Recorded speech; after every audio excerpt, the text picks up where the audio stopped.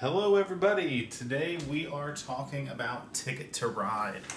Ticket to Ride is an awesome game. It's probably one of my favorite games of all time. It's kind of I guess it is the game that got us into the current Euro board game hobby that we have today. It was the first one we ever got of its kind, and it's so much fun and it's so easy to teach. Pretty much everybody loves it. So I'm just going to take a couple minutes, tell you how to play, and hopefully you like it.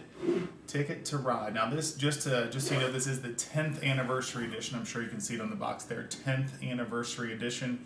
So if you go out and you buy a copy of Ticket to Ride after seeing this video, it's going to be different. The board's not quite as big. It's about 3/4 this size. The trains aren't quite as detailed. Not sure if you can see these trains. Like these are little barrels of some sort. This is probably one of my only complaints with the game.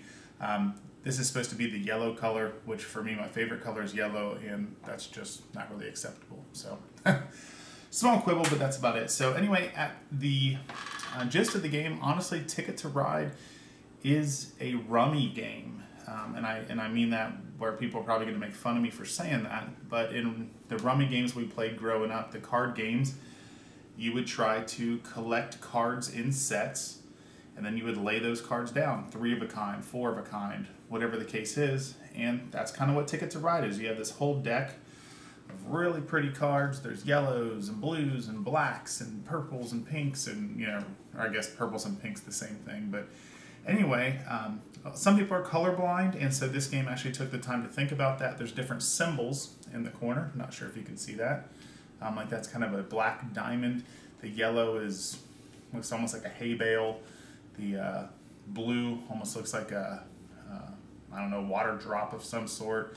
There's gold, which is wild, and the pink almost looks like a shield, that sort of thing. So during the game, you're going to be collecting these cards in different sets, and then once you get, let's say here, for example, if you want to play this section of your route, you're going to need either 4 black cards or 4 orange cards. You cannot play on both sides of the route because then that would block someone else from playing there. And the way I teach games, I always teach them backwards. And before you go, this guy's crazy, it just makes sense, because if I say, hey, you need to do this, this, and this, the whole time people are thinking, just tell me how to win, or tell me how I get victory points. So that's what I'm going to do. I'm going to tell you exactly how to get victory points. So during the game, you are going to have these routes in your hands, and I'll show you the routes now. There's all these routes. Some are worth 10, and some are worth 13 and 7. There's even a 2-pointer in there. There's one that's worth 20. I don't know if you can see that wonderful card, 20. So what does that number mean? So like I said, I teach the game backwards. If at the end of the game you have completed any of these routes, that's how many victory points you get. So this one, if you complete this route at the end of the game, which means completing the route means having a continuous line from, this one is Winnipeg to Santa Fe. So Winnipeg is right here. Santa Fe is down there. The cool thing is you don't have to go straight line. You can go all the way around the board if you want, just to lay more trains, because more trains equals more victory points. But at the end of the game, this is 10 victory points if you complete it, but if you don't complete it, it is minus 10 points. And you're saying, what? It's just that way people don't grab a bunch of routes and block everybody else, not complete anything, and then they get points, but they don't. If they don't complete it, negative points. If you do complete it, great, you get 10 points. And the cool thing is there's also, so those are hidden points at the end of the game. The cool thing is there are points during the game, and you're going, hey, that's pretty cool because I can get points during and at the end, so let me show you how that works. So at the beginning of the game, everybody is dealt 3 routes. Of those 3 routes, you have to keep at least one of them. So let's say for now, we're going to keep this route right here, and the others would go back on the bottom of the pile, and everybody gets 3. They all have to at least keep 1. Now this one says that it is from Kansas City to Houston. So as we can see on our board, Kansas City is right here, and Houston's right there. So during the course of the game, At the beginning of the game, you're going to get 4 cards dealt to you, 1, 2, 3, 4, which is great. And those are yours to keep. Now this makes up your hand. So, like I said, there are points to receive during the game. So we're going to keep our route right here just so you guys can see it. This would normally be hidden. You don't want people to know what routes you're working on. So we know we're going from Kansas City to Houston. We can go around, we can zigzag back and forth, we can go straight at it, all that kind of thing. So one of the things you can do, like we said, you can play on either side of the route. Now you're going, hey, Jeremy, I didn't see any gray cards. That's right, because gray represents any matching colors. So if I wanted to play this section right here, I can play that section by laying down any 2 matching cards. I could say, here's 2 black cards. I give them to the dealer. They go on the in a discard pile. I take 2 of my trains that we talked about earlier, my wonderful little trains, and you place them there. Now, you can only place from dot to dot. I can't go, yay, I've saved up all 5 of these train spots, 1, 2, 3, 4, 5, and lay my whole route at once. You can't do that. There's only 3 things you can do on your turn. One is play routes from dot to dot, or a segment of a route. You can draw any of the cards up here, and I'll explain how to do that in a minute. Or you can grab extra tickets. You can always grab 3 more tickets, but once again, you at least have to keep 1.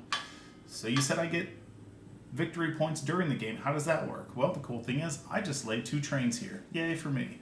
So if I want, or when I do that, I look over here and I can see that laying down 2 trains gives me 2 victory points. Pretty cool. Now if I lay 1 train, like I'm going to eventually do down here, I'm only going to get 1 point, and that kind of stinks. So some people go out of their way to go around different areas, because anything more than 1 or 2, you get more points for laying a longer route, because it's tougher to save up more cards, and it takes many more turns to do that. So let's say, and you don't see me doing this, but let's say I've saved up my 4 yellows, let's see, or my 5 yellows. Okay, we're just going to pretend like these are in my hand. You didn't see me do that. Okay, so now I say, oh great, it's my turn. I want to lay these 5 yellows. 5 yellows, when I lay those, will give me 10 victory points. But now the problem is, in my hand, I don't have 5 yellows. I only have 4 yellows, but the cool thing is I have this handy dandy wild. So on my turn, I can say, hey dealer, I'm turning in 1, 2, 3, 4, 5 yellows, because this counts. You can even do all wilds if you want. We call that doing it the hard way, or any combination of wilds and the color that is needed. So you would take your cards, once again, put them in the discard pile by the dealer. I apologize, the trains are kind of noisy to get them out. And then you would lay them on your route 1, 2, 3, 4, and 5. Once again, you can only go dot to dot. So that's what I did. Look over here at the handy dandy chart. 5 cars equals 10 victory points. So initially I would have scored myself 2. 1, 2, you got a little scoring track, which is kind of neat all the way on the outside. And then for this one, my 5 trains would give me 10 victory points. So I'd go 1, 2, 3, 4, 5, 6, 7, 8, 9, 10. Hey, you guys got to hear me count. That was pretty special. So anyway, now if I want to, I can come back over on the red and go down. I can go all the way down on the green, because 6, if you lay a 6 route or 6 section, that's 15 victory points. Some routes aren't even that big. Like you can see, I'm working on this route that's only 5. Yeesh. But during that, I can make my 5 route pay off by laying bigger sections. So let's kind of fast forward here a little bit, and let's say, once again, I have the 6 green cards to lay down on my turn. It just keeps going around. Remember, your 3 options on your turn are to pick cards from the dealership, and you're trying to save them in those sets like we talked about. The game basically just kind of being like a rummy game, but it's also a route building game, and to see the routes come alive is really fun. So let's say that was my turn. Once again, 6 gives me 15. I go over here, 1, 2, 3, 4, 5, 6, 7, 8, 9, 10, 11, 12, 13, 14, 15, right there. Good times. So now my route from Kansas City to Houston is now complete. Yay for me. But the nice thing is during the game you keep this secret. I think I mentioned that you keep it face down, or we actually have little card holders that only face us. At the end of the game you'll get those points, but for now you keep them secret so nobody knows how far you're going to go around at the end of the game. So next turn goes around. I don't want any cards up here. And actually let me explain how that goes. I apologize, I did not talk about that yet. You can always get 2 cards. So if you want this one, you can get this one and one off the top. Then it goes to the next person, next person, next person. Oops, and it always refreshes. If there's ever a wild up here, so let's say these are your choices. You've got your orange, green, white, orange, and wild. The wild counts for 2 cards. So what I said you can get 2 cards. So you could get the 2 matching oranges. You can get these 2. You can, any combination you want, but if you take a wild, you don't get any other cards. You can't, we always have people say, oh, I want the white and the wild. Well, you can't do that. This counts as 2 cards because it's extra powerful. So some people go, well, I really need a wild. That counts as your 2 cards, put it back in your stack, and refresh for the next person. The cool thing is, on your turn, when you go to draw, if you don't like any of the cards up here, you can say, hey, I just want 2 off the top. And sometimes, luck of the draw, you'll get, no, I didn't. But sometimes you'll actually get 2 wilds. And because nobody saw them, that's fine. They weren't available up here to choose from. So the game keeps going around where you're either drawing 2 cards or 1 card. You are laying your segments of your routes. Like we just to recap, you would need 4 blue or a combination of wilds and blues. Gray is anything matching. This could be 3 red or 3 orange or 3 white, whatever the case is. And then the other option on your turn, which we're going to talk about right now, is drawing those 3 more route cards.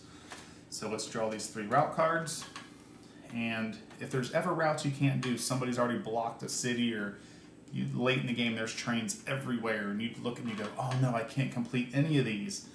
Well, you would look at your amounts here. You've got 10, 8, and 7, and you would just say, well, you know what? If I have to eat one of them, obviously I'm going to keep the least of them. That way I don't get a bunch of negative victory points. But this is early enough in the game. Oh, there's actually one that we can do. So we're going to take a look at that. So let's see here. Yeah, oh, this is a great example. It's almost like I planted it there ahead of time. So we can see that this card, and I'm hoping you can see that okay, this card says Duluth to Houston. Well, if you remember, we are already in Houston. Cool thing is, I don't have to lay another completely separate route from Houston all the way to Duluth. What I can do, and what is really fun in this game, is you get to piggyback off of other routes. Because all this says is at the end of the game, I have to have a continuous train from this dot to this dot, or this destination to this destination. Well, we've already got a train that's going from here to here. So in order for me to complete this route to Duluth, which is right here, all I need to do is get 1 more card and 2 matching cards. And probably in my hand, I already have that. So this would be my whole turn would be taking routes.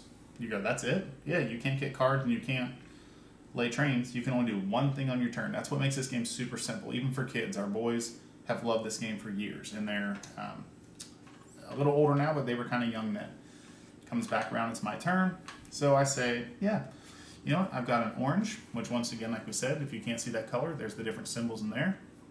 So we'd say orange to the dealership, they put it, or the dealer, they put it in the discard pile, you pull it out. Now what do you remember to do? That's right, you can only play dot to dot, and don't forget your victory points. Victory points are awesome. So we're going to lay 1 there, and we get 1 more victory point. Good job. Next person goes, next person goes, next person goes. Comes back around to me. I still have my 2 matching blues, and I say, okay, Mr. Dealer or Mrs. Dealer, Amy, my wife, always deals. Say, great, those are my 2 blues. Take these 2, lay them there, and once again, you can lay on either side of the track. You just cannot lay on both sides of the track. So now, ta-da, great thing is, I have both routes complete. I have Duluth to Houston, because I piggybacked off my other route. We've got Duluth all the way down to Houston. And we've got Kansas City to Houston. So at the end of the game, I have a secret 13 points that nobody knows about. Really cool. It's a really fun game. It's super simple. Like I said, 3 options on your turn. And those options are very easy. So you're like, well, okay, I understand how we get victory points, but how's the game end? Well, the game ends, which I'm going to dump these out and it's going to be noisy. Apologize. You have all these beautiful trains, and there's other colors and other trains, and I can even show you some of those. Let's see. Oh, yeah. This is Cooper, my son. These are his favorite trains. He likes the color red and he loves animals. These are little circus ones, and they have little giraffes sticking their head out the top of the cars. So those are super cool. So the game ends when one person of their stack of trains, when one person, so everybody's going to have a private stash off to the side like this. When one person gets down to where they have 2 trains, they've already laid out all their trains. When one person gets down to 2 trains or less, everybody gets one more turn to try to panic and finish that last route, because if not, if you remember, undone routes at the end of the game are negative points. So at the end, so everybody gets one more turn. If you can't finish a route, unfortunately, it's negative points. But before you add up all the points, there are a couple bonuses to hand out, which are kind of fun to work towards. As you can see, this one, it is the longest continuous train without breaks. I mean, you may end up with a train over here and a train over here, whatever.